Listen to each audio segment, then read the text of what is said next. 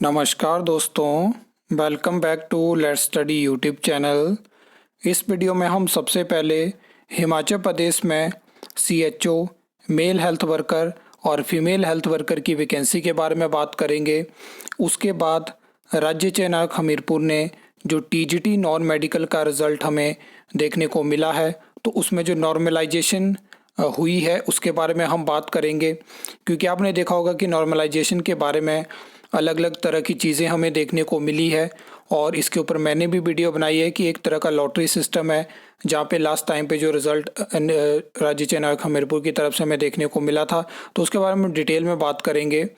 और लास्ट में हम बात करेंगे आउटसोर्स भर्ती कोर्ट केस के बारे में, क्योंकि लगातार आपको पिछले 3-4 सालों से लेट्स स्टडी पे आउटसोर्स भर्ती कोर्ट केस की अपडेट देखने को मिली है।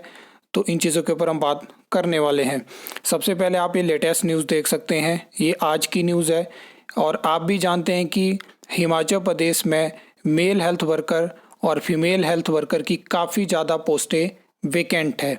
अगर हम बात करें सीएचओ की, तो सीएचओ की लास्ट टाइम की रिक्रूटमेंट 2024 में शुरू हुई थी, जिसको कि आउटसोर्स माध्यम से एडवर्टाइज किया गया था।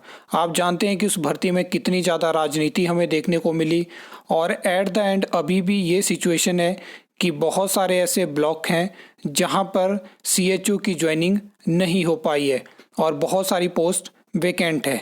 लेकिन अगर हम बात करें मेल हेल्थ वर्कर और फीमेल हेल्थ वर्कर की, तो आप जानते हैं कि ये जो रिक्रूटमेंट रहती है, ये इन तीनों पोस्ट की, ये आपके जो सब सेंटर होते हैं, कम्युनिटी हेल्थ सेंटर होते हैं, आयुष्मान आरोग्य मंदिर होते हैं, तो वहाँ पे ये रिक्रूटमेंट करी जाती है।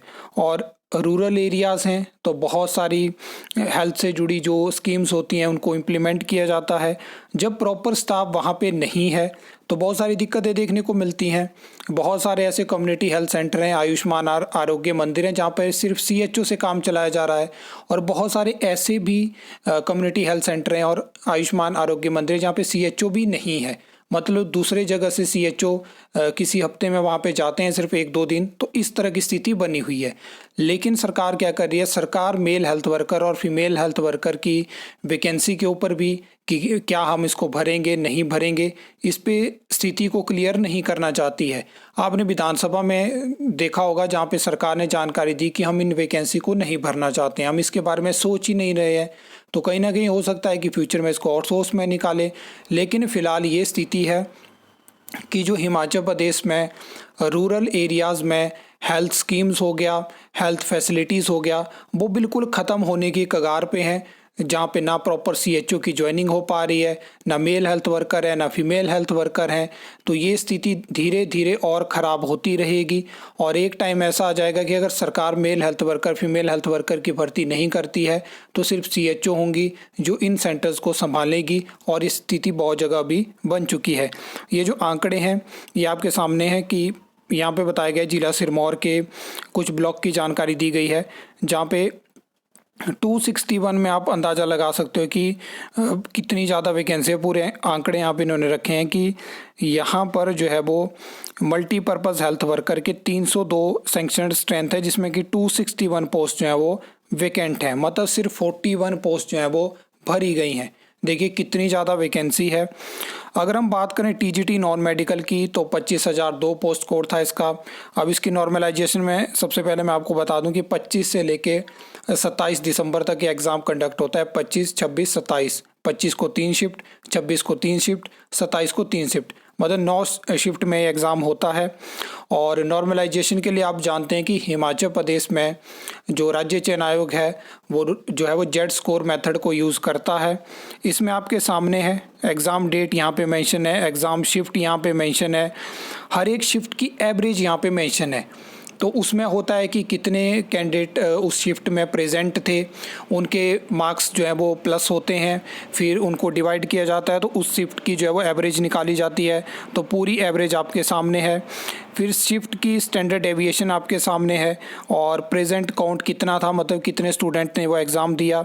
तो और उसके अलावा जो उस फॉर्मूले में आपने देखा होगा कि वेस्ट शिफ्ट एवरेज भी आपको निकालनी पड़ती है, तो वो भी यहाँ पे निकाली गई है। और वो जो शिफ्ट एवरेज होती है उसमें से जो आप ध्यान देंगे तो जो हाईएस्ट होता है उसी को पिक करके बेस शिफ्ट एवरेज माना जाता है, तो उसके अकॉर्डिंग ये पूरा निकलता है। तो अगर बेस शिफ्ट एवरेज उठाई तो बेस शिफ्ट स्टैंडर्ड जो डेविएशन रहेगी वो भी चाहिए। तो इस तरह से जो है वो पूरे नॉर्मलाइजेशन मेथड को यूज़ किया जाता है। और यहाँ पे एक चीज़ भी बिल्कुल साफ क्लियर है कि हर एक शिफ्ट में कहीं ना कहीं राज्य चयन आयोग हमीरपुर 2000 के आसपास स्टूडेंट का एग्ज़ाम कंडक्ट करवाता है। और अभी जो लास्ट एग्ज़ाम कंडक्ट हुआ था तो उसमें कोशिश थी कि इसमें मतलब डिग्री कॉलेज को भी सेंटर बनाया जाए। तो धीरे धीरे इसमें जो है वो 2000 से 3000 तक पहुंचाने की कोशिश है। फिर ऐसा होगा कि मतलब एक दिन में जो है वो 9000 के आसपास स्टूडेंट का एग्ज़ाम कंडक्ट हो सकता है। और फिर अगर 4000 तक, मैंने आपको वीडियो में बताया कि 4000 तक या 5000 तक ये बात पहुंचती है, तो फिर ईज़िली एक दिन में 15,000 के आसपास स्टूडेंट के एग्ज़ाम कंडक्ट होंगे। तो बहुत ईजी बड़े बड़े एग्ज़ाम भी कंडक्ट करवाए जा सकते हैं। और जब छोटे एग्ज़ाम हैं तो कम सेंटर बनाए जाएं, इस चीज़ के ऊपर भी राज्य चयन आयोग फोकस कर सकता है। आगे अगर हम बात करें तो लगातार आपको पता है कि आउटसोर्स भर्ती कोर्ट केस की अपडेट आपको यहाँ पे देखने को मिलती है। और लास्ट जो हीयरिंग हुई होती है हाई कोर्ट में, वहाँ पे एक बहुत बड़ा हाई कोर्ट का ऑर्डर हमें देखने को मिलता है। 9 पेजेस का ये हाई कोर्ट का ऑर्डर है जिसमें बहुत सारी चीज़ों पे बात करी गई है। लास्ट टाइम पे आप जानते हैं कि सरकार की तरफ से जानकारी दी गई थी कि 17,000 के आसपास जो है वो हिमाचल प्रदेश में आउटसोर्स एम्प्लॉयज़ हैं। लेकिन जब उस एफिडेविट को स्टडी किया गया तो एक तरह से ये जानकारी थी कि ये टेंटेटिव आंकड़ा है, मतलब कहीं ना कहीं सरकार को भी नहीं पता है कि हमारे पास कितने आउटसोर्स एम्प्लॉयज़ हैं। इस चीज़ पे हाई कोर्ट के ऑर्डर में आपको डिटेल्स देखने को मिल जाएंगी। रोगी कल्याण समिति के बारे में जानकारी दी गई है, उसके अलावा बहुत सारी चीज़ों के ऊपर जानकारी दी गई है। और नेक्स्ट हीयरिंग जो होने वाली है वो होने वाली है 16 तारीख को, यानी 16 जून को। और इसमें जो है वो जो सेक्रेटरी हेल्थ हैं और जो सेक्रेटरी प्रिंसिपल सेक्रेटरी फाइनेंस है उनको हाई कोर्ट प्रेजेंट रहना होगा। तो अब देखते हैं कि ये आउटसोर्स भर्ती कोर्ट केस किस तरफ जाता है। आपने देखा इसमें बहुत सारे और भी केसेस क्लब हुए हैं।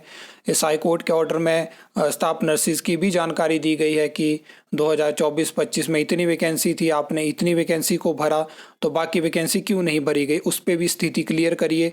तो बहुत सारी चीज़ें यहाँ पे होने वाली है। आप जानते हैं कि हाई कोर्ट के ऑर्डर के बाद ही जब भी कोई आउटसोर्स भर्ती होती है तो HPSC-DC की वेबसाइट पे हमें लिस्ट देखने को मिलती है, तभी जाके हमें पता चलता है कि इस तरह से आउटसोर्स भर्ती है। जब वो लिस्ट अपलोड होती है तो उसका मतलब या तो रिजल्ट आ गया है या तो ज्वाइनिंग हो चुकी है। तो कुछ इम्प्रूवमेंट भी इस कोर्ट केस के बाद हमें देखने को मिली है।